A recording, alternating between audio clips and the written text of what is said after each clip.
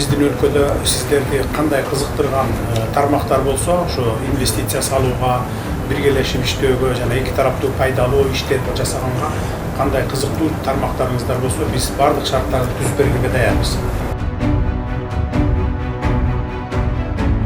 Весьма рад встрече с вами в Берлине и возможности обсудить вопрос сотрудничества компании КНАУФ с Кыргызстаном. Мы очень рады вашему высокому намерению открыть у нас завод по производству строительных материалов.